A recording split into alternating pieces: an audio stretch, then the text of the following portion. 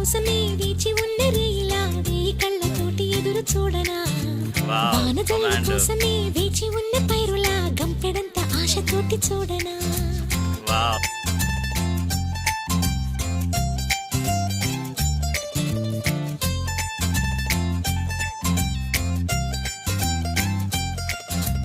జోల పాట కోసం